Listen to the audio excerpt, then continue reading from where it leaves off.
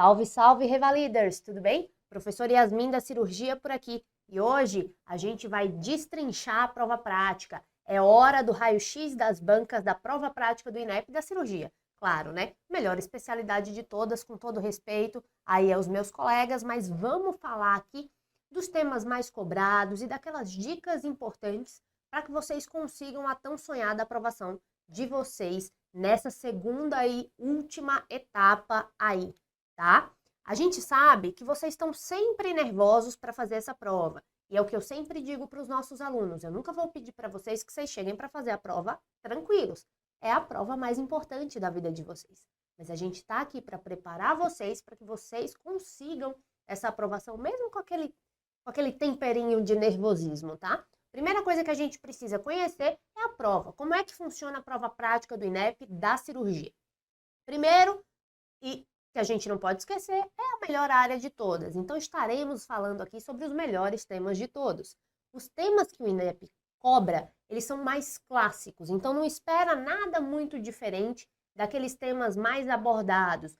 Trauma, abdômen agudo, aquelas coisas mais sindrômicas que a gente vai conversar aqui ao longo dessa aula, tá? Lembra que a tua prova ela é gravada e que a tua nota ela vai vir da análise do vídeo, ou seja, você precisa falar claramente, o que não é ouvido não é pontuado. Você tem 10 minutos de duração, então são provas realmente corridas. A estação da cirurgia, às vezes, dependendo do tema, costuma ser até um pouco menos corrida que as outras, mas mesmo assim são apenas 10 minutos de prova. Então é uma prova com tempo muito curto. E uma coisa que vocês precisam lembrar é que o INEP faz essa prova com um orçamento de milhões, só que não. Ou seja, é uma coxinha, uma guaravita que eles usam de orçamento para fazer essa prova. Então, a gente não vai ter atores preparados, vocês não vão ter manequins. Na imensa maioria dos casos, vocês não vão precisar nem fazer os procedimentos, tá?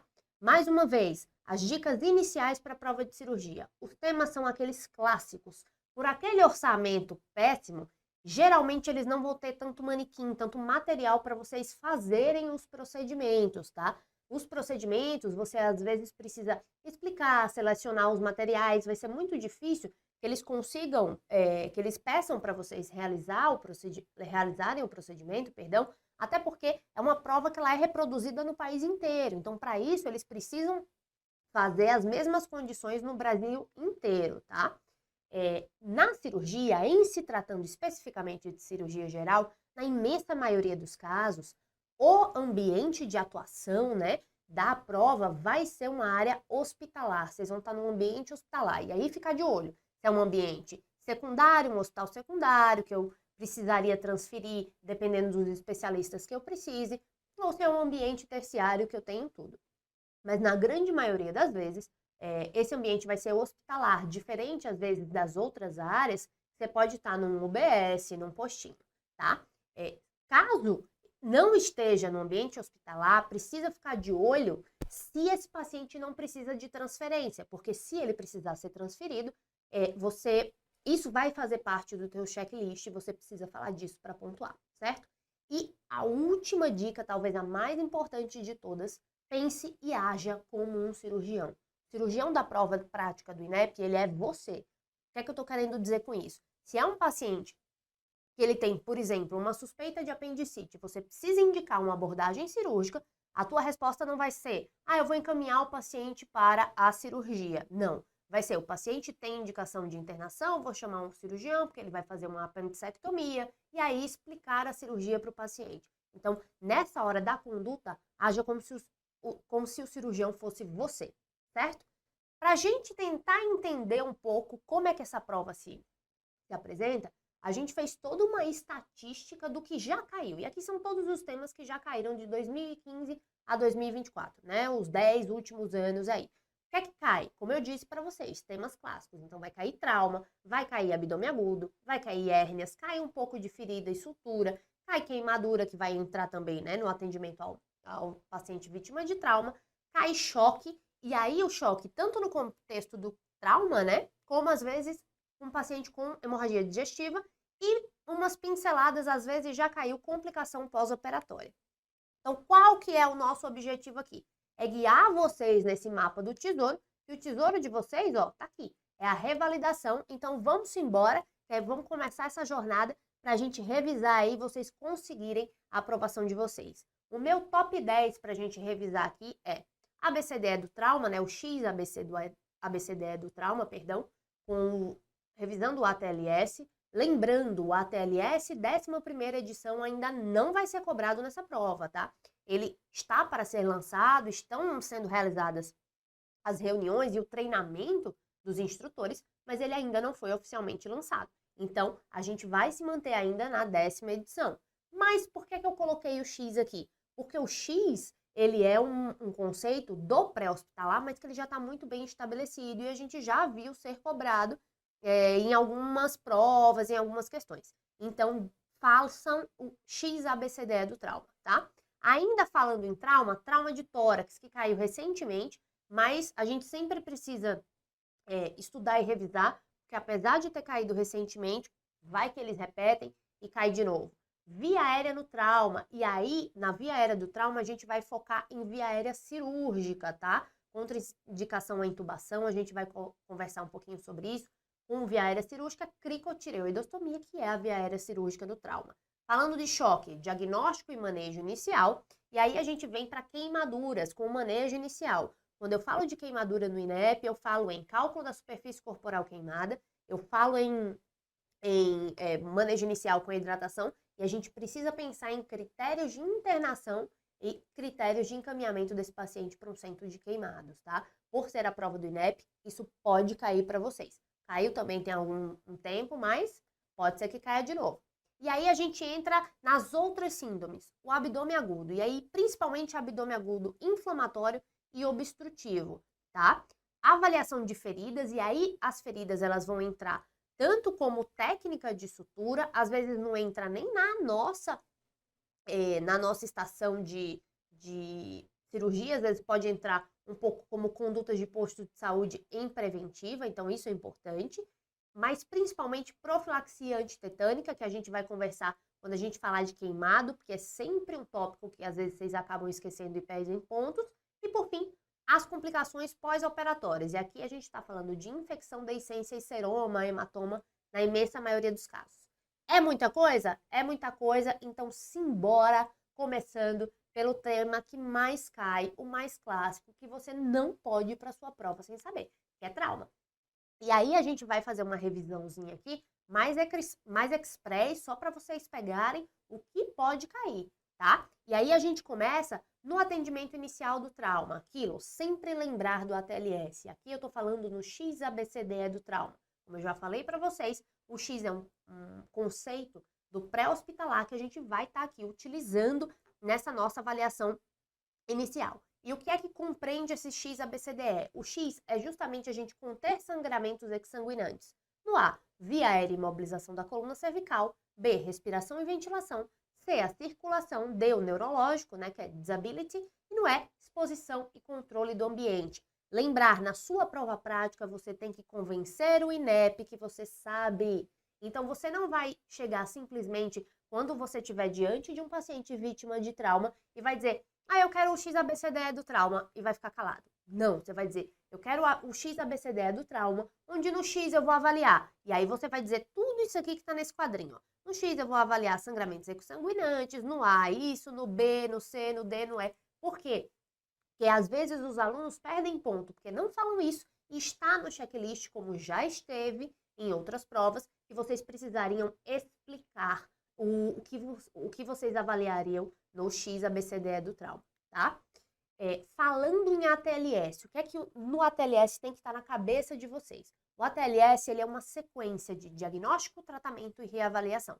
Ou seja, eu garanti via aérea, que era um problema no A, eu tratei a via aérea, né? O meu paciente tem uma obstrução de via aérea ou não consegue manter as vias aéreas pérvias, o que é que eu vou fazer? Eu vou obter uma via aérea para esse paciente. Obtive, ou seja, diagnostiquei o problema, tratei o problema, reavalio o paciente.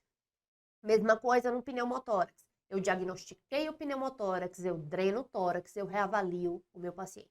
Então, esse ciclo de diagnosticar, tratar e reavaliar, ele é muito importante. cada vez que aparecer na tua prova alguma questão de trauma que você precise fazer algum procedimento, depois que você indicou o procedimento, explicou de acordo com o seu checklist, você vai dizer, eu tenho os novos sinais desse paciente, eu gostaria de reavaliá-lo. E aí você vai reavaliar aquela letra que você acabou de tratar, tá? E depois, terminei toda essa avaliação inicial, aí eu vou, se o meu paciente estiver estável, eu vou ou fazer a avaliação secundária e transferir ele para um tratamento definitivo. Seja esse tratamento definitivo no meu serviço ou, dependendo do porte, num outro serviço. Por exemplo, eu estou no serviço menor e eu tenho um paciente com traumatismo raquimedular, eu vou precisar de um grupo de coluna, eu vou precisar encaminhar esse paciente para um neurocirurgião ou para um ortopedista, certo? Caso eu não tenha.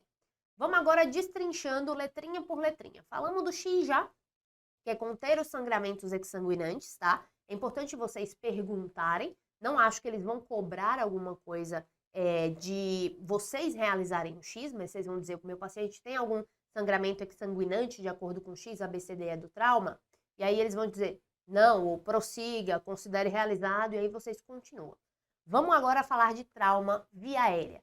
E no trauma, o que a gente precisa entender? O que é que mais é cobrado de vocês? São as indicações de via aérea definitiva no trauma, tá? A gente vai falar um pouquinho mais pra frente o que é via aérea definitiva. Eu pus um slidezinho pra vocês terem todo o conteúdo pra vocês revisarem, mas é um paciente que ele não consegue manter essa via aérea pérvia, patente, tá? Então, é um paciente que tem uma obstrução de via aérea, seja por um trauma maxilofacial grave, seja por uma queimadura que pode levar a um edema, uma lesão inalatória que também pode dar edema nessa via aérea, um paciente que ele tem muito sangramento e aí ele tem um risco de broncoaspiração e não consegue manter essa via aérea pérvia, caso ele tenha uma insuficiência respiratória, apneia, ele esteja, por causa do choque, muito agitado com rebaixamento de nível de consciência, tá? Lembrando que Glasgow abaixo de 8 também é indicação, né? Principalmente em TCEs graves, o Glasgow abaixo de 8 é indicação da gente obter uma via aérea definitiva e qualquer coisa que faça com que o teu paciente ele não consiga manter essa via aérea patente, essa via aérea pérvia, tá? E o que é uma via aérea definitiva? Via aérea definitiva nada mais é do que um tubo na traqueia com o cuff insuflado abaixo das pregas vocais, conectado a um sistema de ventilação e fixado, tá? No trauma, a grande via aérea definitiva para o nosso paciente, ele é o tubo orotraqueal, tá? A gente pode ter também o tubo nasotraqueal, mas ele tem algumas contraindicações, ele é de mais difícil manejo, né? Mais difícil de passar. Então, no trauma, o tubo orotraqueal é a grande medida, assim, para a gente fazer para o nosso paciente que precisa de uma via aérea definitiva. Perdão. Tem algumas coisas que a gente pode fazer até obter essa via aérea definitiva, como, por exemplo, oxigenação. Todo paciente deve receber oxigênio suplementar, tá? Então, bateu para vocês O2 a 15 litros por minuto e máscara não reinalante. Reavaliou. Depois do ABCDE, paciente tá bem? Tira o oxigênio, mas bota para todo mundo, tá? Além disso, imobilização. Você pode usar alguns outros dispositivos que eles não são definitivos, como a Guedel, lembrando que a Guedel ela é de difícil tolerância para o nosso paciente, a máscara laríngea, um tubo laríngeo, alguma coisa. Lembrar que, caso eu tenha possibilidade de via aérea difícil, que é uma coisa que eu sempre tenho que levar em consideração no trauma, eu preciso de material para via aérea difícil, tá? Tem caixas, tem kits de via aérea difícil, então você chama ajuda e sempre pede para separar a caixa de via aérea difícil. Por que toda via aérea no trauma é difícil? Pelo posicionamento do paciente, eu não posso hiperestender a coluna dele, tá? E aí, o que a gente faz para intubar esse paciente, para obter essa via aérea definitiva? Eu vou precisar sedar esse paciente. E no trauma, eu sempre passo tudo pressuposto que todos os meus pacientes estão de estômago cheio.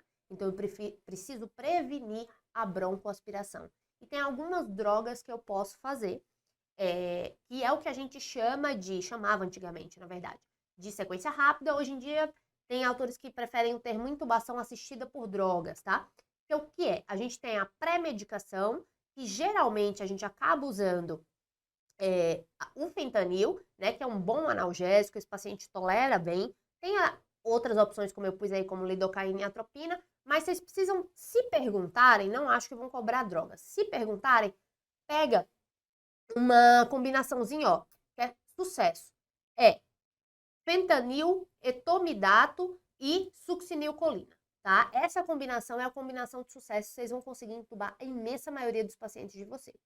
Drogas de indução, a gente acaba dando uma preferência pro etomidato pelo menor efeito hipotensor que ele tem. Porque geralmente eu vou ter pacientes com choque, né? Choque hipovolêmico, hemorrágico, até que se prova o contrário. Então a gente acaba dando preferência pro etomidato para entubar esse paciente. Ele não vai ser a minha droga de manutenção, mas ele é a minha droga para entubar. E de bloqueador neuromuscular, a gente dá preferência a succinilcolina, porque tem um menor tempo de ação, é uma droga mais tranquila, digamos assim, da gente usar. A gente só não usa em pacientes com esmagamento, pacientes que têm um risco de rabdomiólise ou de hipercalemia, tá? Aí, nesses casos, a gente dá preferência pro roncorônio. Tem algumas indicações de via aérea cirúrgica. Geralmente, eu sempre digo para os meus alunos, eu não consegui entubar o crico eu faço crico, tá? E quando que a gente não vai conseguir entubar? A prova, ela vai te dar dicas. Não significa que necessariamente esses pacientes que eu estou mostrando para vocês aqui no slide, eles na prática, eles não tenham, você não consiga entubá-los ou você não possa tentar entubá-los.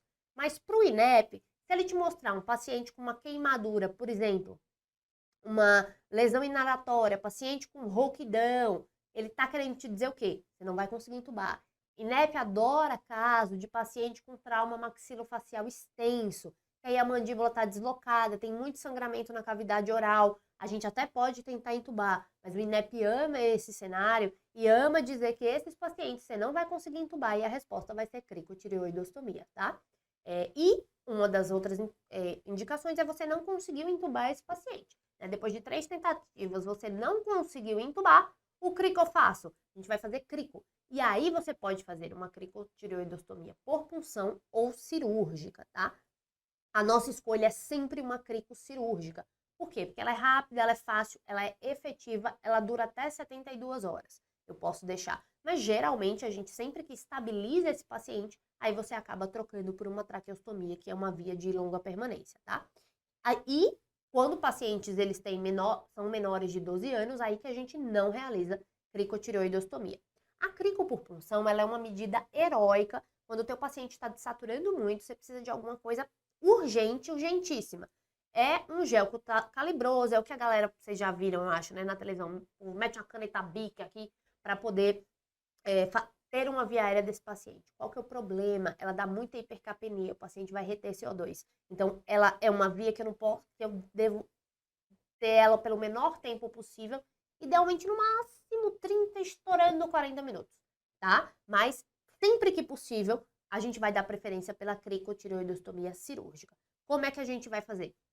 A gente vai palpar a membrana cricotireoidea, palpem a de vocês, e aí vocês vão entrar com uma incisão longitudinal, e aí vocês dissecam com o Kelly, e aí vocês entram com um equipamento de crico, né? Um tubo de crico.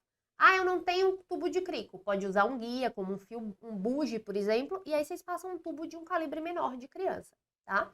A gente dá preferência ao corte longitudinal porque a vascularização, perdão, da traqueia, ela é toda lateral. Então, quando eu faço o corte aqui no meio, não tem o risco de eu pegar esses vasinhos e ela acabar sangrando. Aqui, o Kelly, ele tá posicionado assim, na horizontal, justamente porque tá dissecando essa membrana para a gente poder entrar com o tubo. Ah, doutora, na minha prova só tinha um bisturi, não tinha um Kelly para eu dissecar. Você usa a bundinha do bisturi. Corta, vira a bundinha e ó, gira e faz e abre, né, o teu pertuito para poder passar a cânula, tá? Isso é o que pode cair para vocês de via aérea, são as nossas apostas. E aí, mesmo tendo caído recentemente, a gente não pode deixar aqui de falar de trauma de tórax, tá? O INEP gosta bastante de trauma de tórax, trauma de abdômen. Lembrando que, como o tempo da prova é pouco, na imensa maioria dos casos, o paciente de vocês vai ter um trauma só, tá? Ele vai ter um problema no tórax, um problema no abdômen, um problema na via aérea. Ele não vai ter tempo dele ter esse monte de coisa tudo junto, não. Então, vai sempre devagarzinho avaliando letra a letra. que é que eu trouxe para vocês aqui? O que mais cai, tá? A gente tem hemotórax, principalmente hemotórax maciço, que a gente vai falar um pouco mais na frente, pneumotórax e o pneumotórax hipertensivo. O hemotórax, qual a diferença dele para o pneumotórax? Os dois, o meu murmúrio vai estar ausente. Mas no pneumotórax eu vou ter um timpanismo à percussão, que no hemotórax é maciço, porque é sangue, né? Além disso, o hemotórax, se eu fizer um raio-x, ele vai estar velado, porque é sangue, e no pneumotórax vai estar mais preto, né? Porque é ar fora do pulmão. E no hemotórax, esse nosso paciente, ele está sangrando, então ele tem um choque hipovolêmico. Já no pneumotórax, caso eu tenha um pneumotórax hipertensivo, como caiu recentemente, o meu choque ele acaba sendo um choque obstrutivo, porque esse ar vai desviando todos os elementos do meu mediastino e esse paciente evolui para um choque. Lembrando, hemotórax e pneumotórax diagnosticados são hemotórax e pneumotórax tratados. Se eu tenho um pneumotórax hipertensivo, você vai dizer que a tua primeira medida vai ser a descompressão. O INEP prefere o gel, tá? Então, mas você pode falar de dígito ou descompressão, mas inicialmente, idealmente, um gelco em que espaço? Ainda no 5º espaço intercostal, anterior à linha média, à linha axilar média, por ali, tá? E qual o tamanho desse gelco? Gelco 14 ou 16. Na última prova, eles aceitaram com recurso gelco 18, mas idealmente gelco 14 ou 16. E aí você faz essa tua conduta imediata, inicial, que é justamente para tirar o paciente da urgência. O paciente está tratado depois dessa punção de alívio? Não. Você só transformou o pneumotórax hipertensivo dele num pneumotórax. Então, a gente vai precisar drenar. E aí, a gente vai drenar também no 5º espaço intercostal do lado afetado, né? Entre a linha axilar anterior e a linha axilar média. Sempre repitam, tá? Se vocês disserem, vocês já explicaram onde vocês vão fazer a punção, e depois você faz, aí o dreno, onde é que você vai passar? E você responde no mesmo lugar, o teu examinador não vai considerar. Então, repete. Na dúvida, repete. Ah, mas eu já tinha pedido para aquecer a sala. Chegou, não é? Repete. Ah, mas eu já tinha pedido 2 acessos calibrosos com periféricos com infusão de 1 litro de Ringer lactato aquecido. Chegou no C? Repete. Na dúvida, repete, tá? Porque às vezes o teu examinador que tá lá corrigindo no videozinho, ele só vai assistir o teu vídeo, ele tem um monte de prova para responder, para corrigir, perdão. Ele vai assistir teu vídeo uma vez só, tá? Então você tem que partir do pressuposto disso. Então não dá trabalho pro cara. Eu sei que é um absurdo isso, é um absurdo. Mas, infelizmente, essas são as regras do jogo e a gente está aqui para ganhar esse jogo junto com vocês, tá?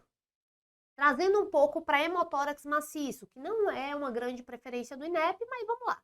O que é o hemotórax maciço? É justamente quando esse paciente ele sangra bastante, ele acaba tendo um choque hipovolêmico, ele tem uma perda de mais de 1.500 ml no espaço pleural, tá? E aí esse paciente, ele, apesar dele ter um nível de desvio, que pode ter também esse sangue fazendo efeito de massa e desviar um pouco esse mediastino, ele não tem tanto efeito de choque obstrutivo como, por exemplo, no pneumotórax hipertensivo, tá?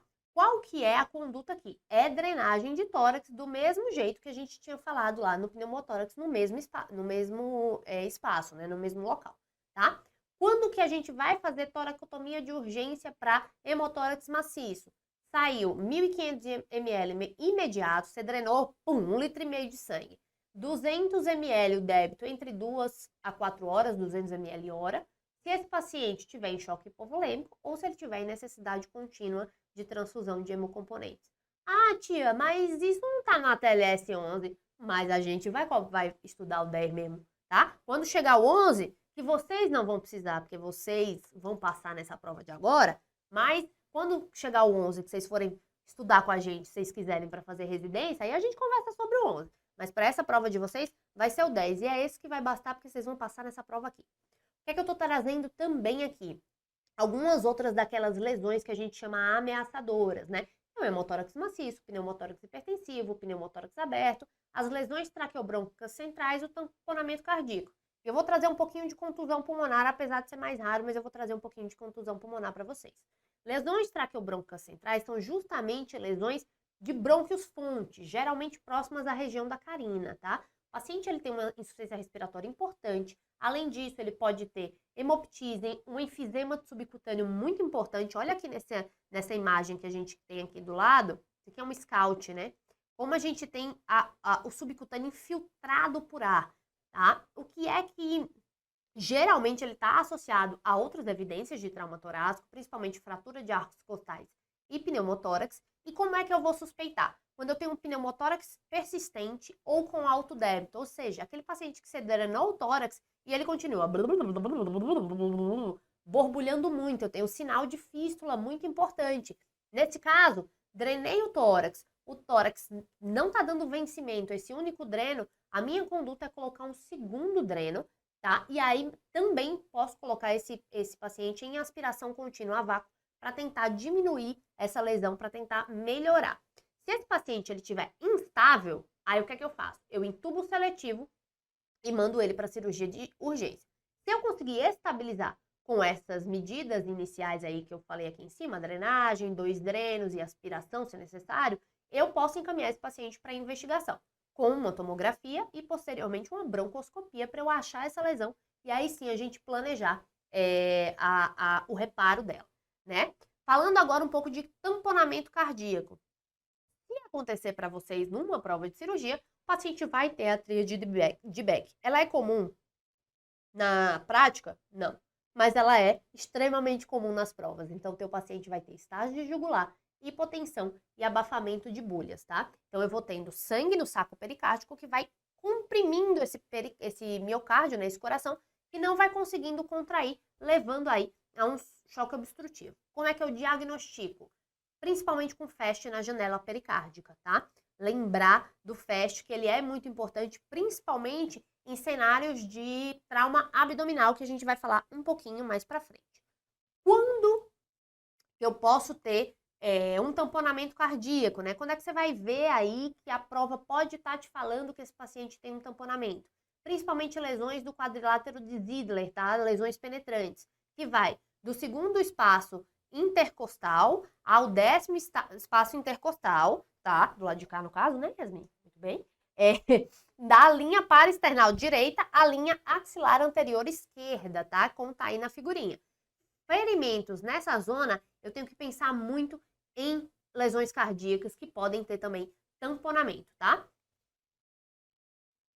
Continuando, o que é que a gente faz para tratar o tamponamento cardíaco? Idealmente, toracotomia anterolateral esquerda, tá? Que é quando eu vou poder abordar essa lesão, tratá-la corretamente. E janela pericárdica subxifoidea, né? Ou subxifoídea, depende de como você fala. Eu vou fazer naqueles derrames pericárdicos que eu não tenho tamponamento ou que eu preciso saber se é sangue mesmo ali. Aí eu faço a janelinha, se sair sangue a gente encaminha para toracotomia. A punção de Marfan, ela entra aqui como uma coisa heróica. O paciente está chocado, está morrendo na sua frente, você vai puncionar para poder ter tempo e estabilidade de levar ele para o tratamento definitivo para toracotomia.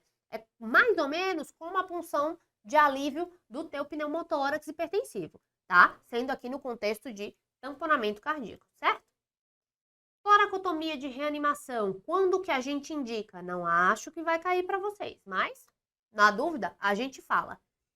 Qual é a maior evidência de que a toracotomia de reanimação ela funciona? Nível 1A de evidência científica.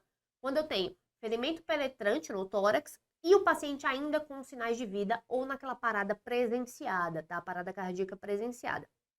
Eu vou fazer na sala de emergência ainda, com paramentação estéril, mas na sala de emergência. E aí eu faço, seguindo mesmo o 4º espaço intercostal esquerdo, eu vou fazer uma incisão anterolateral esquerda, abro a caixa torácica, meto lá o nosso quinoqueto, clampeio a aorta. E aí eu vou fazer massagem cardíaca mesmo, adrenalina intracardíaca. E eu clampeio a aorta abdominal justamente, descendente no caso, né? Eu clampeio a aorta descendente justamente porque eu quero desviar esse sangue para os cantos mais importantes, tá? Cérebro, coração, justamente para manter essa circulação aí para o meu paciente poder voltar. E aí, voltou centro cirúrgico para o reparo da lesão, certo? Falando ainda, para terminar, possíveis lesões de trauma torácico que venham a cair, contusão pulmonar e tórax instável, tá? A contusão pulmonar, ela é justamente uma dificuldade respiratória do paciente por um trauma de tórax, tá? É uma pancadinha no tórax. Qual que é o problema? O problema é que, às vezes, na imensa maioria das vezes, ela não vai aparecer logo nos exames iniciais, no raio-x inicial. Eu vou ter o quê? Eu vou ter sinais indiretos, como fratura de arcos costais, tá?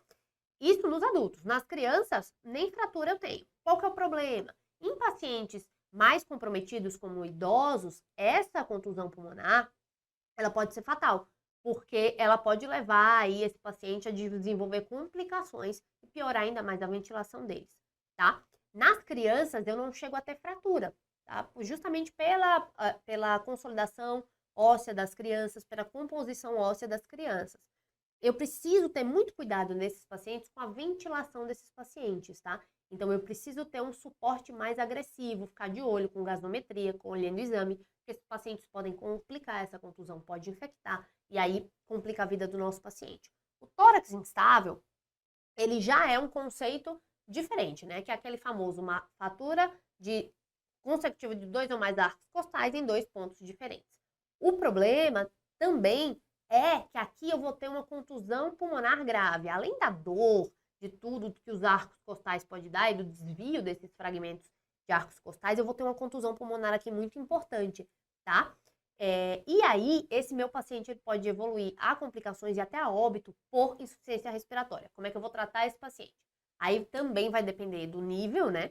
Mas eu posso fazer suporte de O2, tenho que fazer, na verdade, suporte de O2 em analgesia, balanço hídrico negativo para não encharcar esse paciente.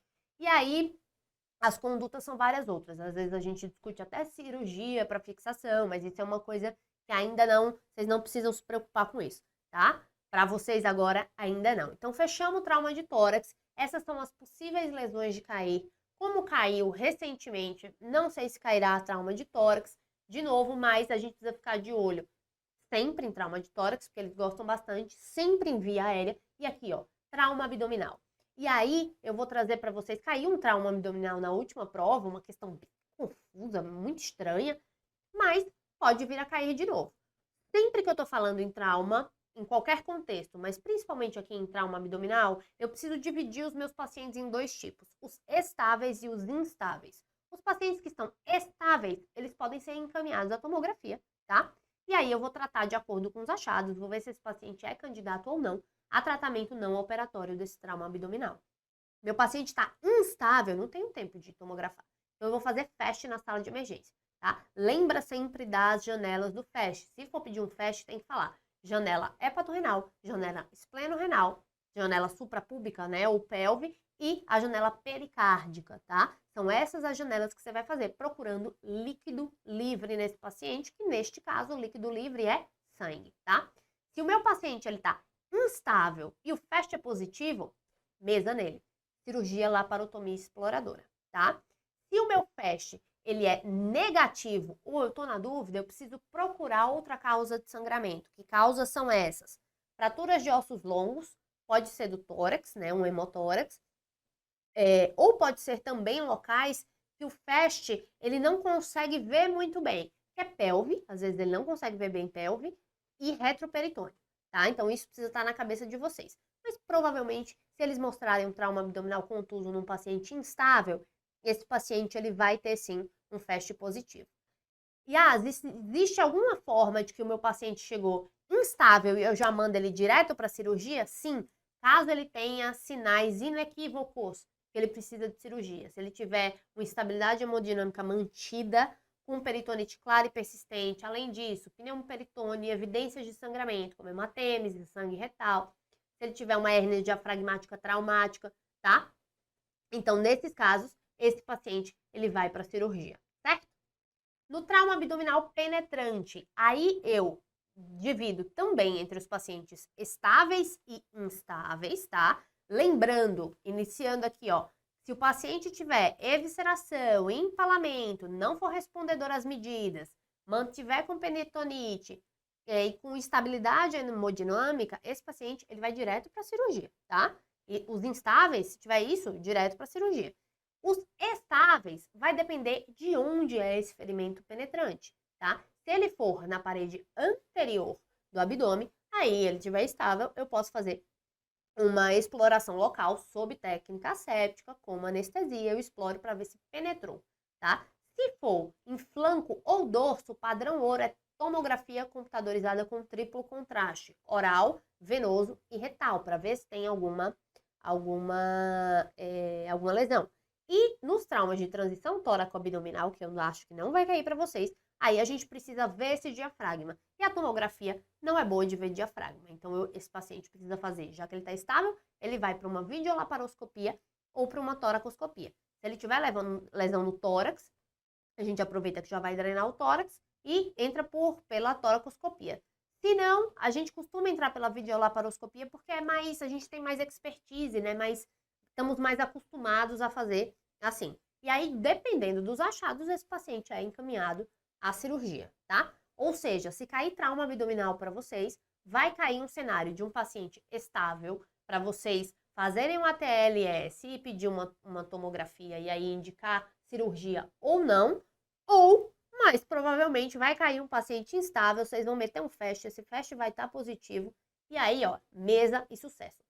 Só que, no seu checklist, é ABCDE. Você não precisa você não vai chegar no seu e dizer, eu quero um FAST e ponto final. Não.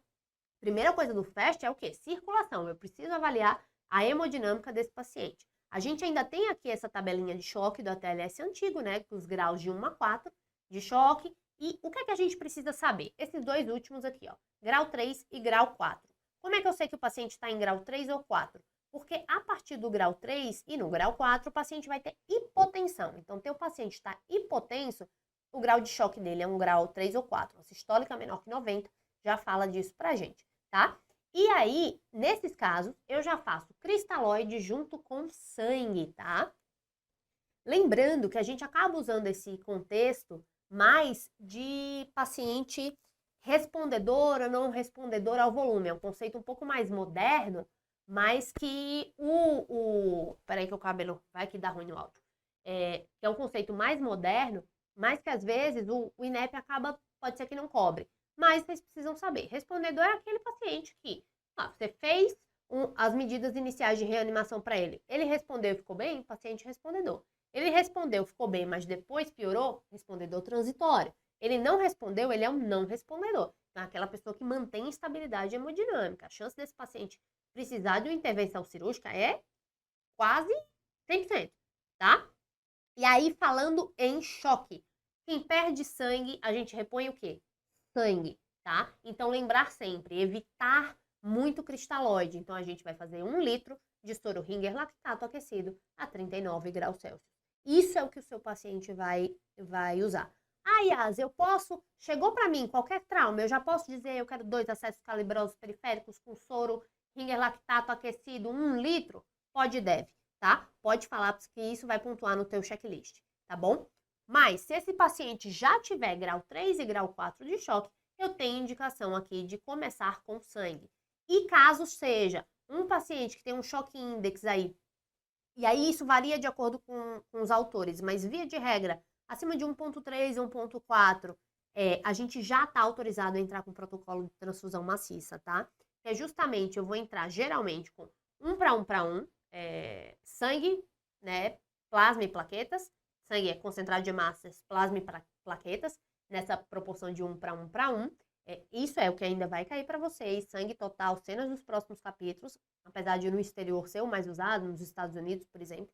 Lembrar sempre de repor cálcio a cada 2 bolsas, lembrar sempre de controlar a temperatura, né, desse paciente, desses fluidos infundidos, controlar a acidose, controlar a coagulopatia, e aí vocês não precisam se preocupar com muito mais que isso, tá? Essa parte de ver tromboelastograma, aí não é aqui, tá? Isso não vai ser cobrado, certo? Então, isso é o que pode cair de trauma para vocês. Pode cair TRM?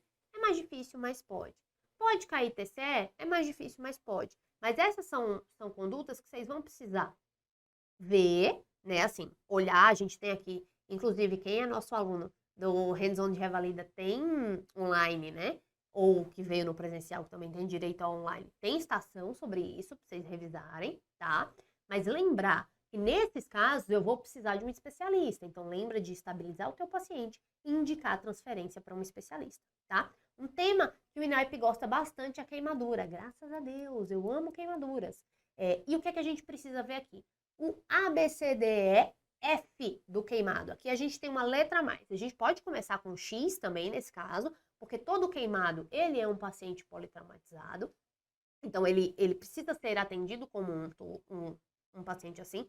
Ah, mas ele pode estar sangrando? Claro, ele pode ser vítima de uma explosão e ter outros traumas associados. Então, por isso que a gente faz o protocolo igualzinho, porque ele pode ser não apenas um queimado, né? Ele ter uma queimadura e mais alguma coisa. Então, o que é que vai cair para vocês? Essa avaliação inicial. No A, vias aéreas, né? Lembrar de tanto queimadura de via aérea como lesão inalatória. Lembrar das queimaduras circunferenciais do pescoço, que você às vezes não consegue, o paciente tem uma obstrução de via aérea, porque ele tem uma queimadura de terceiro grau circunferencial no pescoço e ele tem indicação de escarotomia, tá? Na letra B, lembrar de lesão respiratória e inalatória e também queimadura circunferencial de tronco, que às vezes entuba esse paciente e não consegue ventilar, tá? E lesões inalatórias, como eu falei. Como é que você vai saber isso? Vai estar no enunciado da tua questão.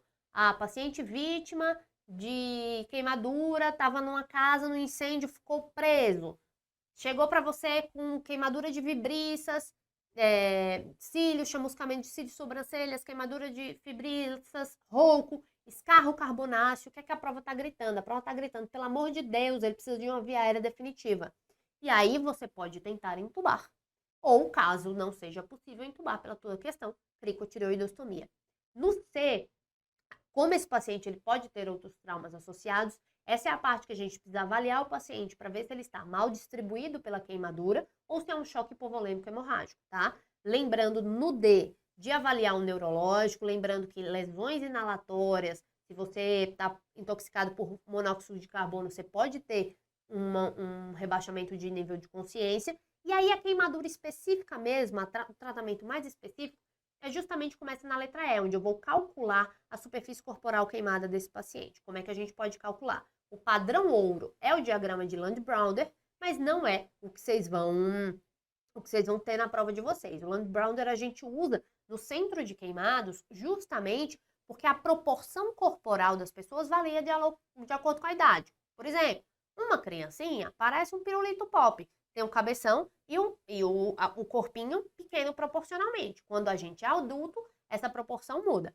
tá? Então, o diagrama, ele leva isso em conta. Mas o que a gente mais usa é a regra de Wallace, que é a regra dos 9, tá?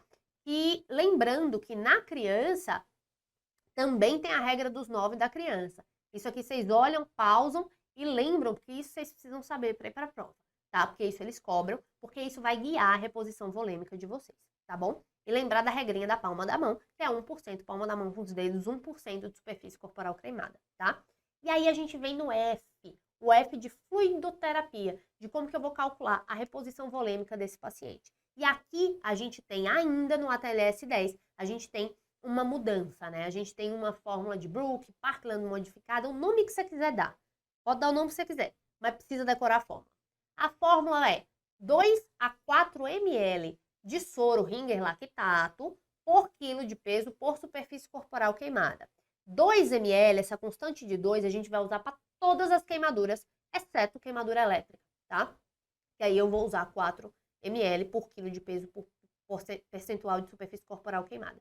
Lembrando que desse volume, se esse volume der, por exemplo, 10 litros, vamos supor, eu faço 5 litros nas primeiras 8 horas da queimadura. Se o cara demorou 1 hora para chegar até você, você tem 7 horas para fazer o resto, tá? E a segunda metade nas próximas 16 horas até a gente fazer 24 horas desse trauma, tá? Qual que é o melhor padrão para a gente medir isso? É justamente o débito urinário, tá? De meio a 1 ml de urina por quilo de peso por hora, tá? A gente fala nem mais nem menos, mas cuidado com isso aqui, porque às vezes o paciente precisa de mais. Principalmente nas queimaduras elétricas, porque esse débito pode chegar a 1,5 ml por quilo de peso por hora, tá?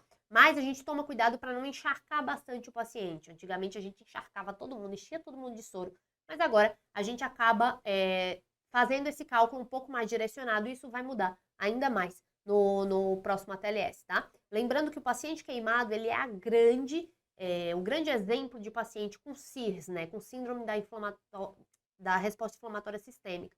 E por quê? Porque ele perde para o terceiro espaço. ele tem muito extravasamento capilar. Outra coisa que é muito importante para vocês cair um paciente queimado, essa tabelinha, que é quando que eu interno esse paciente, tá? Essa tabelinha aqui, eu peguei justamente a tabela, dei uma misturada, mas a maioria aqui do Ministério da Saúde, que é a grande referência do INEP, tá? Aqui eu vou ter, quando é que eu vou internar? Eu tenho que usar bom senso. Dá para vocês responderem com bom senso, não precisa decorar isso aqui. Se eu tiver queimaduras de mais de 20% do corpo de segundo e terceiro grau, em qualquer idade eu preciso internar esse paciente, tá? Se eu tiver extremos de idade, eu não preciso de 20%, é 10%, ou seja, crianças ou idosos, eu interno com acima de 10% de superfície corporal queimada. Queimaduras de áreas nobres, e aí vai entrar face, períneo, grandes articulações, mãos e pés, que são áreas que eu preciso reabilitar esse paciente para ele não perder funcionalidade, tá? Queimadura de terceiro grau em qualquer extensão, mas as referências mais atuais falam 5%, certo? E aquelas queimaduras especiais, como lesão inalatória, queimaduras circunferenciais, queimadura química, queimadura elétrica, queimadura associada à explosão. Esses pacientes precisam ser internados. Lembrar sempre das questões sociais, tá? Pode ser que o INEP traga para vocês uma pessoa, um idoso, ou até uma criança que foi queimada, não tem grandes queimaduras, mas há suspeita de maus tratos, certo? Aí, nesse caso, a gente precisa internar esses pacientes. De trauma, foi muita coisa? Foi. Quer dar um pausa no vídeo? Pausa no vídeo, pega teu café, tua água, faz um xixi express e volta aqui que a gente tem muita coisa para falar. E agora a gente vai falar de hérnia, que pode cair sim. Eu trouxe aqui essa fotinho para vocês com os principais tipos de hérnia, tá? Provavelmente, se o INEP cobrar uma hérnia para vocês, ele vai cobrar na cirurgia geral, ele pode cobrar uma hérnia ambulatorial? Pode, mas é mais difícil. Então, ele pode trazer uma hérnia encarcerada. Então, geralmente vai ser uma inguinal, uma femoral, pode ser um umbilical? Pode, mas acho muito difícil. Lembrar sempre aqui de algumas estruturas que a gente precisa tomar cuidado que a gente visualiza, né, na hernioplastia. Aqui tem a Liechtenstein, com o nervo iliohipogástrico e o ramo genital do gênito femoral, e a laparoscópica, né, a pré-peritoneal. A gente vê o femoral do gênito, não é o genital, é o ramo femoral e o cutâneo femoral lateral. Mas isso não vai cair aqui para vocês, isso não vai cair a anatomia para vocês. A prova não vai pedir anatomia, a prova vai dar um caso clínico. Então, eu vou ter aqui um paciente com dor, um peso na região inguinal, que piora com esforço. Lembrar que nesses casos você precisa examinar o teu paciente em pé e deitado, porque eu preciso ver valsalva. Às vezes o paciente ele só vai ter alterações em pé, né, em posição supina, tá? Lembrar de direta ou indireta, né? Se você, o anel inguinal que vai ser a nossa referência. Essa hérnia ela é direta ou indireta. Mas a prova não vai cobrar isso de vocês, que vocês com o exame físico consigam. O que é importante? Chegou um paciente com uma queixa de dor, de abaulamento na virilha, ou até um paciente que possa ser um abdômen agudo obstrutivo, eu preciso examinar a região inguinal. Então, é o que eu sempre digo para vocês. Eu tenho um paciente com um quadro cirúrgico. Vocês vão fazer todo aquele exame físico inicial que vocês pedem, sinais vitais, ectoscopia, aquela maravilha toda. Aparelho cardiovascular, aparelho respiratório, e vai chegar no exame da cirurgia propriamente dita, que é o exame abdominal. Fez o exame abdominal, para e respira na hora da prova. Mas, putz, se eu só examinar o abdômen, basta? Ou eu preciso de mais alguma coisa? Ele tem uma dor na região inguinal, então você vai pedir para ele expor até metade da coxa, tá? Aí ele é um paciente que ele tem uma obstrução intestinal, um quadro de abdômen agudo obstrutivo. Não pode ser uma hérnia encarcerada? Putz, pode. Pede para expor. Eu preciso fazer toque retal? Pede toque retal. Então, sempre lembrem disso para vocês não deixarem de gabaritar nenhum pontinho na prova de vocês, que eles são muito importantes, tá? Os exames na hérnia inguinal, eles são inespecíficos, tá? Eles vão ajudar em caso de complicação. Se o meu paciente tiver alguma complicação, eu posso ter aí leucocitose, por causa de translocação bacteriana, eu posso ter aumento das provas inflamatórias, mas não vai me dizer muita coisa. O que é que muito provavelmente cai quando cai hérnia? Cai urgência, tá? Vai cair encarceramento ou em estrangulamento, tá? A hérnia, no encarceramento, a hérnia, o paciente vai dizer para vocês que ele tinha um abaulamento que voltava e voltava do nada, menina. Pum, ficou lá, preso. E aí isso vai levar à compressão das estruturas, que vai diminuir o retorno venoso e linfático desse paciente, né, dessa região. E esse edema vai levar a uma isquemia, que vai levar a uma necrose, ou seja, vai estrangular. Qual que é a diferença entre as duas? A gente colocou aqui. Ó, geralmente, o encarceramento, o tempo de sintoma, né? No encarceramento é mais súbito, no estrangulamento geralmente vão ser maior que 6 horas. Os sinais flogísticos, eles até podem estar presentes no encarceramento, mas eles são bem mais comuns no estrangulamento, porque eu vou ter celulite, aí sinal de sofrimento de pele. A dor, ela existe nos dois casos, tá? Às vezes ela é pior no estrangulamento. Sinais sistêmicos, no encarceramento eu não tenho, no estrangulamento eu tenho. O paciente vai ter peritonite, ele vai estar evoluindo com piora, tá? O encarceramento, geralmente eu não tenho obstrução intestinal, mas não significa que caiu na tua prova, você não vai pensar nisso, tá? Pode pensar assim, mas o estrangulamento é mais comum. Exame de imagem, eu posso fazer? Pode, mas ele não vai mudar a tua conduta. Você pode fazer caso o teu paciente esteja estável e você querer descobrir qual a causa dessa hérnia. Por exemplo, às vezes o paciente tem um tumor, esse tumor aumenta a pressão dentro do abdômen, essa hérnia vai lá e prende, e encarcera e estrangula, tá? Qual que é a conduta? A princípio, a gente opera na urgência, tá? Ah, mas eu posso reduzir essa hérnia e operar posteriormente? Até pode em casos muito selecionados, mas via de regra não, tá? A gente vai falar sobre isso um pouquinho mais pra frente. Eu posso fazer isso, mas a regra é de cirurgia. Na tua prova, vai ser cirurgia, tá? Eu posso fazer por ingnotomia e eu posso fazer por videolaparoscopia se o paciente estiver estável e for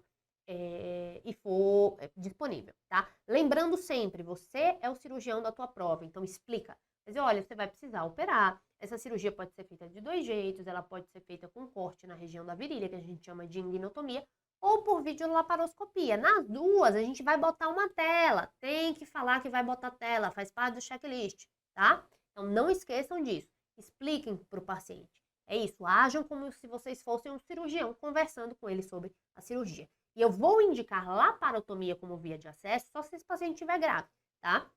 Peritonite, uma sepse, ele estiver instável aí, eu posso já partir direto para a laparotomia. E aí aquela pergunta que a gente falou, eu posso reduzir e observar esse encarceramento? Pode. Mas assim, só se o encarceramento for recente, o paciente estiver ótimo, for um desejo dele, for um paciente que eu consiga preparar ele para cirurgia, para operar no momento melhor, mas eu preciso ficar de olho nesse paciente, não é assim, eu reduzo e digo, vou a borboleta. Não, você precisa ficar de olho nele, porque você pode ter reduzido alguma coisa que estava sofrendo que pode vir a isquemiar e perfurar, tá? Mas na tua prova, bota na mesa, muito melhor. Aqui só um fluxogramazinho, para vocês revisarem a hérnia, né? Lembrando, se eu tenho uma dor aguda numa hérnia irredutível, eu preciso examinar esse paciente. E aí eu vou procurar expor ele, né? Eu vou ter que expor ele tenho que expor a região inguinal, eu vou avaliar o abdômen, se ele tem sinal de peritonite, se ele tem febre, se ele tem sinal de obstrução, né, de abdômen agudo obstrutivo, se ele é um paciente que tem peritonite, se ele tá mal, aí esse paciente ele tem uma hérnia estrangulada e ele vai direto para cirurgia, tá? Se eu tenho uma dor local súbita há pouco tempo, que eu não tenho sinal flogístico, eu não tenho sinal sistêmico, esse paciente ele tem uma hérnia encarcerada, tá? E aí eu posso tentar reduzir manualmente essa hérnia, mas eu reduzo manualmente essa hérnia para operar, tá? Eu opero esse paciente, eu fico observando ele, eu não mando ele para casa, tá? Se eu tiver sucesso, eu posso fazer isso, né? Eu sigo ele, faço a observação e marco a cirurgia. Se não, eu mando ele direto para a cirurgia, certo? Eu preciso lembrar do conceito de hérnia cronicamente habitada, que são aquelas hérnias gigantes, que eu perco parede posterior. E aí é uma hérnia cronicamente habitada. Eu já tenho perda de domicílio das vísceras. Mas isso para vocês na prova prática, nem gasto o neurônio de vocês com isso, tá? Se eu tenho uma hérnia sem complicações, qual que é o tratamento? Cirurgia de urgência. Toda hérnia, o tratamento é cirúrgico, a não ser que esse paciente não suporte o tratamento, seja um cardiopata que esteja morrendo, aí você vai mandar ele para compensação e aí sim a gente opera esse paciente no melhor momento, tá? Lembrando, Liechtenstein ou hérnia videolaparoscópica, eu preciso colocar tela, tá? Para ser uma técnica livre de tensão. Então sempre lembre, cai uma hérnia para vocês, indica a cirurgia, explica as duas possibilidades de ignotomia aberta e de hérnia laparoscópica, né, de vídeo laparoscópica, e fala que tem que colocar tela, certo? Vamos agora falar de abdômen agudo, que é uma das coisas que também pode cair para vocês. E aqui eu trouxe um bate-bola do que mais cai e principalmente da avaliação sindrômica, que é o que o INEP mais cobra de vocês, tá? Ele até cobra o diagnóstico no final, mas se vocês souberem o caminho das pedras aqui para poder identificar qual tipo de abdômen agudo e como que a gente trata eles, aí é sucesso, vocês conseguem pontuar, tá? Porque o importante aqui, gente, é a gente conseguir cada pontinho, tá? Eu vou falar com isso sobre sobre isso com vocês mais na frente, mas o mais importante é que vocês consigam cada ponto, porque cada ponto importa. Então, dizer, oi, bom dia, meu nome é Yasmin, eu sou a médica que vai te atender hoje, como é que o seu nome, sua idade, isso é importante, isso conta pontos, e é esse meio pontinho daqui com aquele um pontinho de lá que vai fazer a diferença para você passar no final. Então, a gente está aqui para fazer você ganhar todos os pontos. Mas vamos lá para abdômen agudo. A gente divide sindromicamente em abdômen agudo inflamatório, obstrutivo, perfurativo, hemorrágico e vascular. O que é que mais vai cair para vocês? Inflamatório e obstrutivo, tá? É o que mais cai. Pode cair um abdômen agudo perfurativo? Pode. Ele pode mostrar uma úlcera perfurada e aí você tem um pneumo peritônio no raio-x de abdômen e aí, mesa, tá? Pode cair também. Mas é mais comum, justamente pela história, eles cobrarem para vocês esses outros tipos de abdômen agudo, tá? E aí eu coloquei aqui os principais diagnósticos, né? As principais causas de cada tipo de abdômen agudo desses aí. Qual que é a história natural? Que é isso que mais importa para vocês pensarem. Por exemplo, chegou um paciente para vocês, geralmente mais jovem, que tem que tá tendo uma dor em cólica, que tem uma febre, vômito, aquela coisa mais arrastada. Eu penso já em abdômen agudo inflamatório, tá? Ou que ele vai trazer para você, que é uma senhora com pedra na vesícula, ou um etilista crônico, que pode ser uma pancreatite aguda. Isso a gente precisa levar em conta, tá? Então sempre perguntem os antecedentes dos pacientes. Já no abdômen agudo obstrutivo, eu preciso lembrar o quê? Qual que é a principal causa? Brida. Então eu sempre tenho que perguntar se esse paciente ele vai estar se ele teve alguma cirurgia prévia, se ele tem alguma alteração do hábito intestinal, tá? Ou seja, é um paciente que vai se apresentar pra gente com parada de eliminação de flatos e fezes e vômito, tá? Ele pode ter vômito. E se ele teve alguma perda de peso, pensando aí numa síndrome consumptiva, numa neoplasia. Abdômen agudo perfurativo. O paciente vai dizer para você que é uma dor súbita e que ele tem alguma coisa que pode levar a uma perfuração. Ah, doutora, eu tô com a dor nas costas, tô tomando Voltaren tem 15 dias, diclofenaco, um anti-inflamatório, é um paciente que pode ser usuário de drogas. Então, isso é uma coisa que é importante na história. Abdômen agudo hemorrágico. A gente precisa ver se há algum cisto ovariano roto que rompeu, então perguntar antecedente ginecológico, data da última menstruação, porque eu posso ter uma gestação ectópica rota, tá? Algum adenoma que sangrou, um nódulo hepático, mas isso é muito raro, tá? E o abdômen agudo vascular vai ser ou paciente que tem alguma doença vascular, ou um paciente que já que tem uma arritmia, e aí fez uma embolização, ou um paciente que já tem uma claudicação aí, que já tem angina depois que come e tal, e que acabou evoluindo aí com uma dor abdominal muito forte, geralmente aquela discrepância, né, entre o exame físico e o relato do paciente, tá? Como é que vai estar o exame físico do nosso paciente? A gente, no abdômen agudo inflamatório, vou ter uma dor progressiva, que ela se localiza, ela pode até depois virar difusa, mas ela é uma evolução. Então, ele vai dizer, começou doendo aqui, doutora, meio no umbigo, assim, agora tá doendo aqui do lado direito. Além disso, ele tem sintomas, ele vai ter febre, náusea, vômito, taquicardia, e ele vai piorando, é uma coisa progressiva. O paciente ele vai estar mais prostrado. No abdômen agudo obstrutivo, dor de distensão abdominal e parada da eliminação de flatos e fezes. Tá? E esse paciente pode ter vômito também. Lembrar, paciente com abdômen agudo obstrutivo precisa de toque retal, então você tem que falar, certo? Abdômen agudo perfurativo já é uma coisa assim muito súbita, uma dor intensa, difusa, peritonite, ele vai dizer que o abdômen está em tábua, ele tem peritonite difusa, tá? No abdômen agudo hemorrágico, o paciente está sangrando, então ele vai ter sinais de choque. Além da dor abdominal forte, ela vai estar pálida, hipotensa, pode ter sinais de peritonite, porque o sangue irrita, anemia, então tudo isso vai estar presente. E no abdômen agudo vascular é aquilo. A dor que o paciente relata não é compatível com o exame físico, tá? Como é que eu vou manejar esses pacientes? Suspeita de abdômen agudo inflamatório. Eu vou pedir laboratório, exame de imagem, e aí ou uma tomografia ou um ultrassom, dependendo do caso, né? E aí vou fazer o quê? Hidratação, antibióticos necessário e cirurgia, tá? No abdômen agudo obstrutivo, raio-x de abdômen agudo, tá? O nosso padrão ouro, ele vai ser a tomografia, ele vai conseguir ver a causa. Mas se o paciente estiver instável, mata com raio-x de abdômen agudo, tá? Pede primeiro um raio-x de abdômen agudo. E aí a gente vem para o tratamento. É uma brida? Jejum, sonda nasogástrica, analgesia, hidratação. Na maioria dos casos pode vir a precisar de cirurgia, tá? Já o abdômen agudo perfurativo, um raio-x de abdômen agudo mata já o diagnóstico. Você pode, obviamente, pedir exame laboratorial para ajudar, mas o raio-x de abdômen agudo já vai matar esse diagnóstico e a cirurgia de urgência, tá? No hemorrágico, também cirurgia de urgência, porque eu preciso conter aquele sangramento, e além disso, suporte hemodinâmico com transfusão sanguínea para o meu paciente. O abdômen agudo vascular, aí eu preciso de gasometria, lactato, ver como é que esse paciente está, uma angiotomo de abdômen, ver se ele tem sinal de sofrimento de alça ou não para indicar cirurgia. Esses aqui, principalmente o hemorrágico e o vascular, eles acabam sendo muito mais difíceis de cair na prova de vocês, porque eles não são tão comuns e são casos que abrem leques, né? A gente acaba precisando de mais tempo, então eles provavelmente não vão cobrar isso de vocês, tá? Eu fiz uma tabelinha aqui para vocês com as principais etiologias, tudo que eu falei nesses slides, ó, dá um print, bota na pó da geladeira, vai beber água, olha para ela, tá bom? É para vocês revisarem. Por que isso?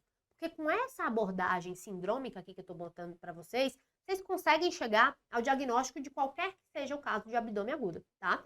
E aí eu trouxe alguns pra gente dar uma pincelada, que é o que mais cai. Trouxe algumas coisas do abdômen agudo obstrutivo e inflamatório. O obstrutivo, eu vou avaliar meu paciente. Ele tem algum sinal de alarme? Ele tá instável? Ele tem sepsis? Ele tem peritonite? Ele tem obstrução total ou em alça fechada? Cirurgia para esse paciente. Ah, não, o meu paciente, ele tá estável. Então, tomo de abdômen, porque eu consigo investigar e tratar de acordo com o que ele apresentar nessa toma, tá? Eu vou fazer o que para esse paciente? Raio-x de abdômen agudo. Se aí eu faço medidas clínicas, principalmente em caso de brida. Então, lembrar sempre, sonda nasogástrica, hidratação, corrigir distúrbios hidroeletrolíticos, tratar esse paciente com sintomático, tá nauseado, tá vomitando, tá com dor, precisa de sintomático. E exames laboratoriais, tá? Pra gente ver se ele tem algum distúrbio que eu precise corrigir aí, alguma outra complicação que a gente precisa tratar. A brida é a causa mais comum de abdômen agudo obstrutivo, e aí a gente vai ter pacientes com relato de cirurgia prévia, tá? Como é que eu vou tratar a brida? Olha aqui, ó, aqui eu tenho um raio-x bem típico de obstrução de Delgado, empilhamento de moedas, esse aspecto mais central aqui, tá? Uma distensão de Delgado. Inicialmente, eu faço um tratamento clínico desse paciente, a não ser que ele tenha algum sinal de sofrimento. Ele está em peritonite, está em sepsis, mesa, tá? Se não, eu vou fazer um tratamento clínico, como sonda nasogástrica, jejum, hidratação, suporte, tá? E aí, esse tratamento eu posso fazer por até 48, 72 horas no máximo. Se o paciente for refratário ou complicar nesse meio tempo, cirurgia, tá? No idoso, eu preciso pensar sempre que é uma causa neoplásica, tá? E aí, se esse paciente ele é cirúrgico, mas não necessariamente cirúrgico na urgência. Se ele não estiver ocluído ou obstruído, eu posso operar esse paciente, mas com um pré-operatório e tudo. Mas sempre que possível, se a gente for operar, fazer ressecção oncológica nesse paciente, tá? Lembrar de pacientes idosos, acamados, que tem doença de Chagas, eu posso ter volvo de sigmoide, tá? E aí, se esse paciente estiver em sofrimento, sinal de sofrimento, peritonite, sepse, cirurgia na hora, tá? Abre e laparotomia para ele. Se ele não tiver, aí eu posso fazer uma retossigmoidoscopia rígida, né? Que às vezes algumas pessoas falam que é uma colonoscopia, mas tecnicamente é um reto rígido. E aí eu vou devolvular só para estabilizar esse paciente e mandar ele para casa. E operar depois. Desculpa, manda para casa não, que ele morre. Só para estabilizar ele e operar logo após. Tá? Não posso mandar ele para casa sem corrigir esse paciente ainda na mesma internação. Lembrando, o INEP, a chance dele cobrar um caso que vai precisar de cirurgia imediata é muito maior, porque ele quer saber se você sabe conduzir o caso até o final. Então, muito provavelmente, a não ser que seja uma brida, que aí pode ser que melhore só com tratamento conservador, se for um volvo, teu idosinho vai estar mal e você vai precisar indicar cirurgia, tá? Falando um pouquinho aqui de colecistectomia, de colecistite aguda. Lembrar do diagnóstico de colecistite aguda, né, os critérios de Tóquio, que eu preciso de A mais B mais C, né, eu preciso de sinais de inflamação local, sinais de inflamação sistêmica e eu preciso de um exame de imagem para bater o martelo que é colecistite. Conduta na colecistite aguda, colecistectomia videolaparoscópica, tá? O vídeo, ele é a escolha de acesso. Aqui eu trouxe só a classificação para vocês da colecistite, né? Se ela é leve, moderada ou grave, porque em todas eu faço antibiótico de suporte. Se for uma colecistite não complicada, terminou a cirurgia, eu tiro esse antibiótico, mas eu só não vou operar esse paciente se esse paciente ele estiver instável, tá? Se ele for um paciente com um risco cirúrgico muito grave, se ele for um paciente que estiver com uma disfunção orgânica, ele tiver uma colecistite grave, aí eu vou fazer colecistostomia e depois mandar esse paciente programar a colecistectomia dele em algumas semanas depois que ele melhorar, tá? Outro quadro que pode aparecer para vocês é pancreatite. E aí eu vou ter um paciente com história de colelitíase ou mesmo, por exemplo, uma mulher a partir da 4ª década de vida, acima do peso, que pode ter, né, fertility, né, são os Fs, pode ter muitos filhos, ou paciente etilista, que eles vão se apresentar para vocês com dor abdominal em faixa, com irradiação para o dorso, além disso, náuseas e vômitos, tá?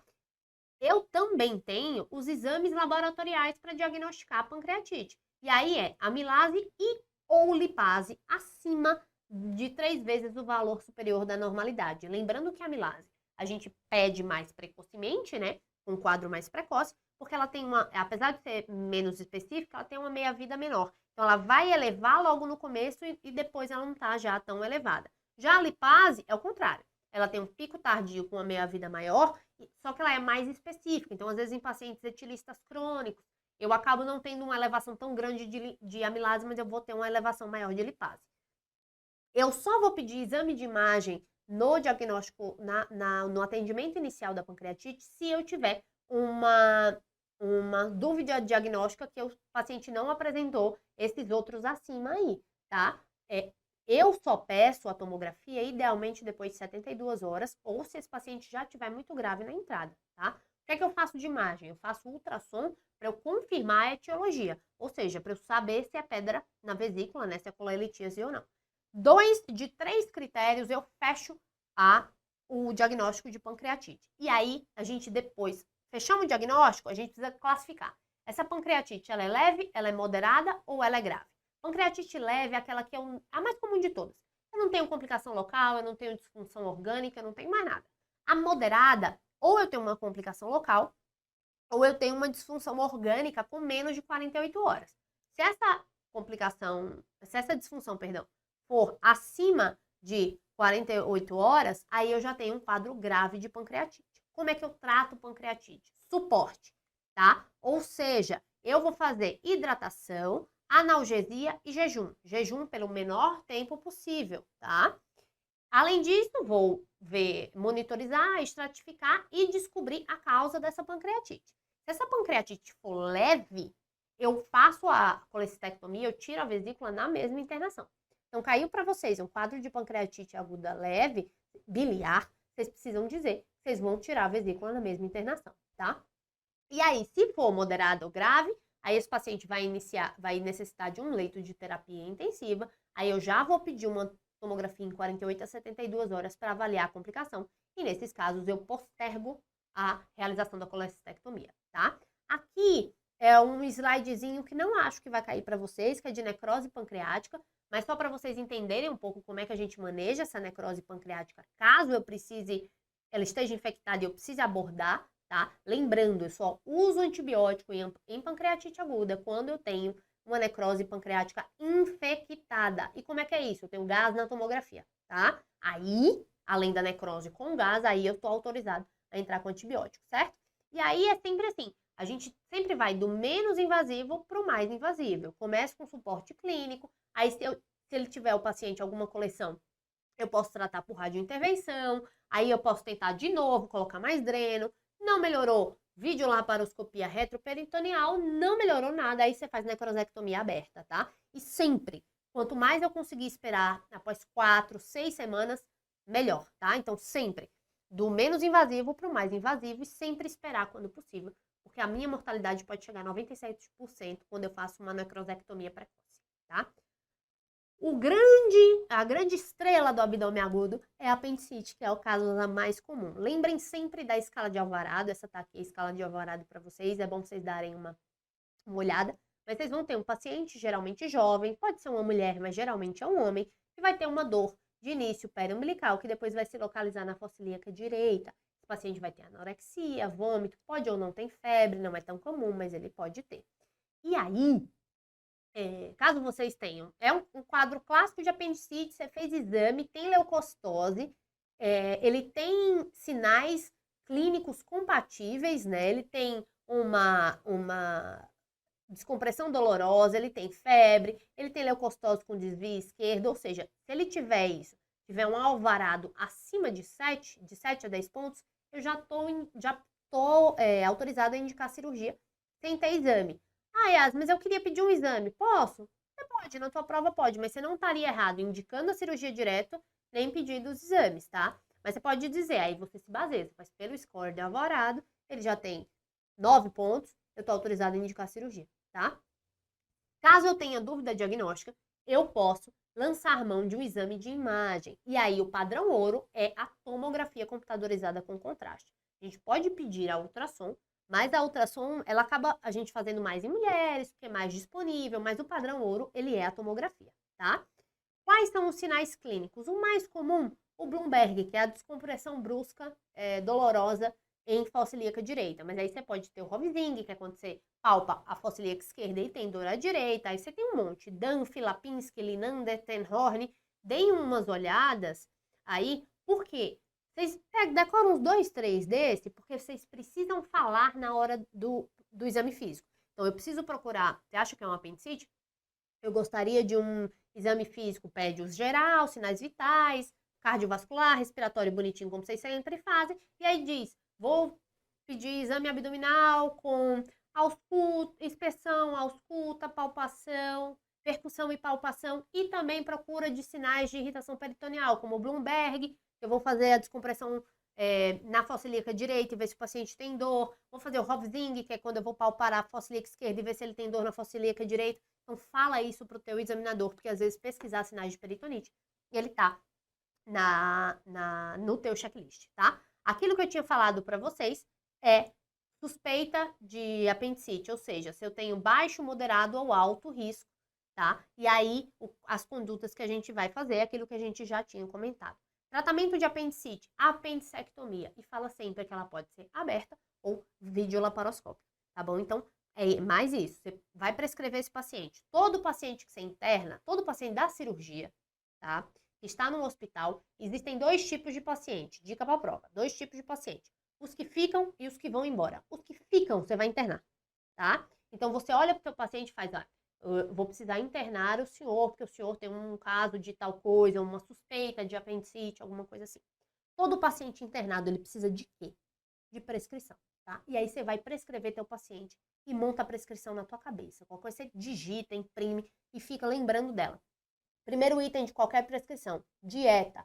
Esse paciente pode comer? Se puder, libera a dieta específica, né? Que seja compatível. Se não, jejum. Além disso, depois, hidratação. E aí você vai dizer, vou fazer hidratação. Não precisa prescrever assim, tipo, eu quero tantos ml de soro em tanto tempo. Não, você vai. Vou hidratar o paciente e depois eu venho o quê? Com medicações. E aí as medicações. Primeira medicação, antibiótico. Precisa ou não? Se precisar, vou fazer uso de antibiótico. E sintomático. E aí, filho, tá com dor, remédio para dor. Tá com náusea, remédio para náusea. Não esqueçam, porque isso pontua. E aí, na tua prescrição, caso você já não tenha pedido, vem exames complementares também, como os exames laboratoriais e exames de imagem, tá? Com apendicite, a gente fecha o bloco de abdômen agudo e eu vou aí para o último bloco, que é o bloco de complicações pós-operatórias, que é um tópico que cai bastante na prova teórica e que de vez em quando o INEP traz para a gente na prova prática também. Lembrar que aqui a gente tem aqui as principais complicações pós-operatórias, lembrando que a febre no pós-operatório, ela pode ser precoce ou ela pode ser mais tardia, lembrando que até as 48 horas iniciais eu posso ter principalmente atelectasia como a causa mais comum, e aí eu posso ter outras infecções, sejam elas itu, pneumonia, esse paciente pode ter um TEP, ele pode ter também, a partir de 7 dias principalmente, infecções, 5 a 7 dias, infecções de ferida operatória, tá? E depois disso, ele pode ter uma complicação, seja uma infecção intracavitária, um abscesso, por uma complicação dessa cirurgia, ou ele pode ter alguma infecção de algum dispositivo que ele esteja usando, como um catéter, alguma coisa assim, tá?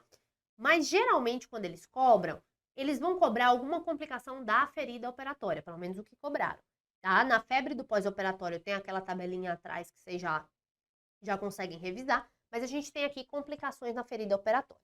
E aí, principalmente, vamos falar de seroma, hematoma e deiscência.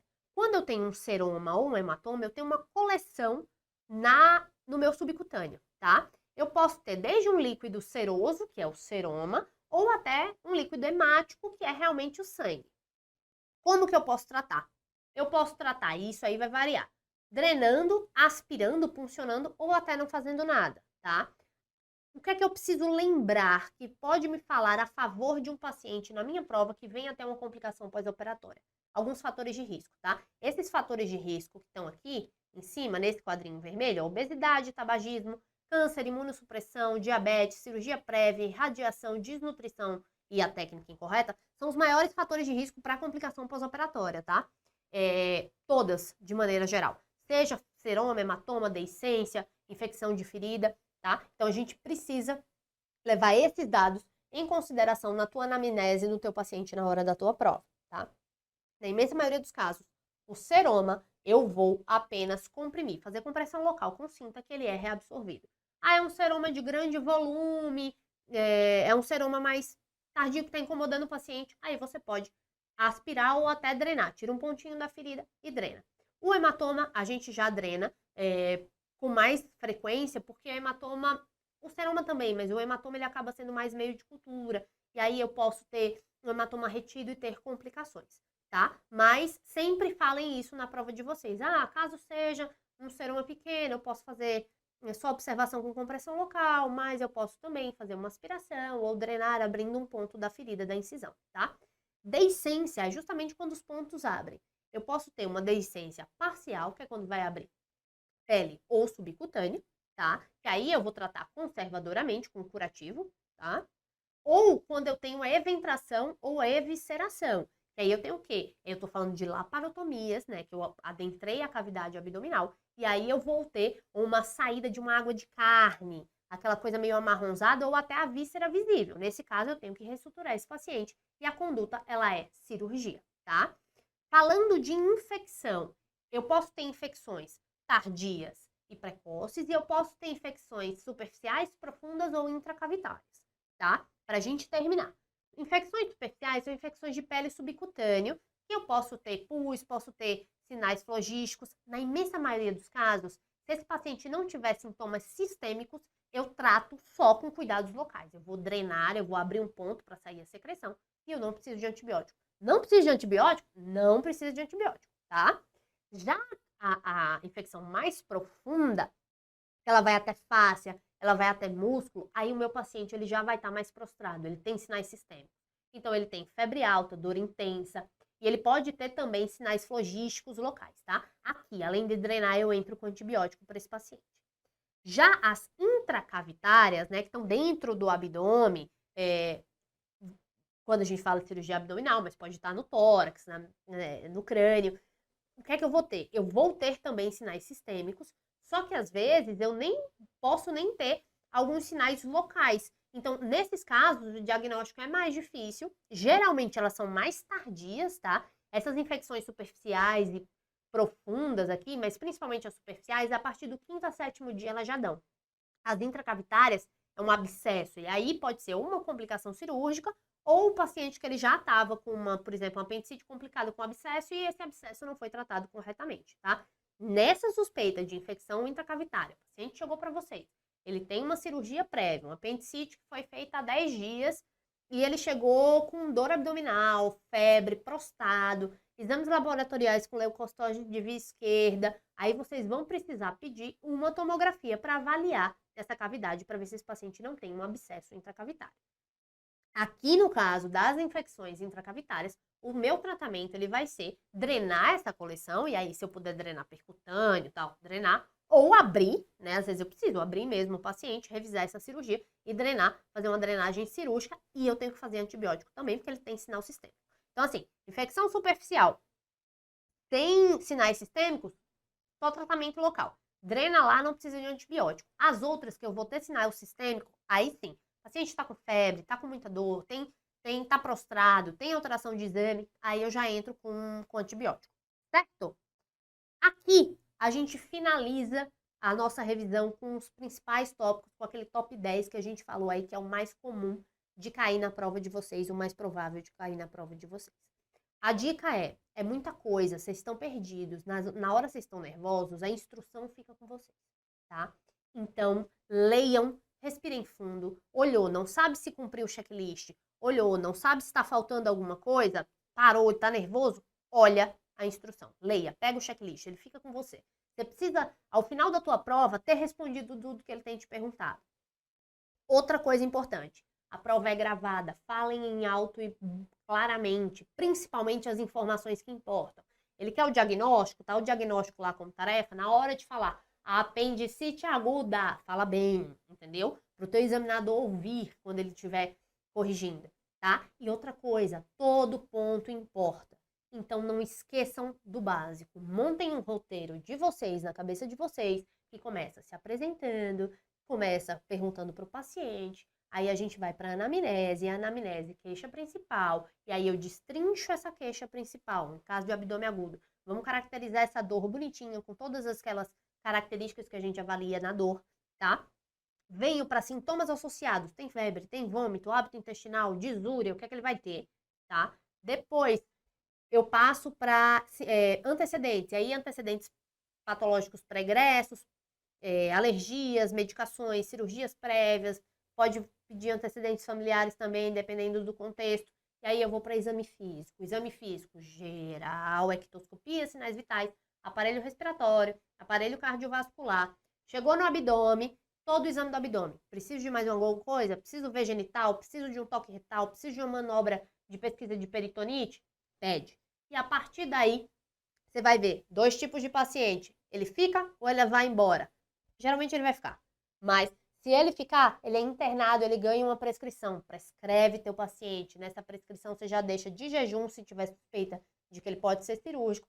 Hidratação, vai pedir medicações, né? E exames complementares. E aí você chega ao seu diagnóstico. Ou seja, mesmo que você esteja em dúvida no diagnóstico, você já conseguiu muito ponto importante aí para pontuar e para conseguir passar na tua prova, tá?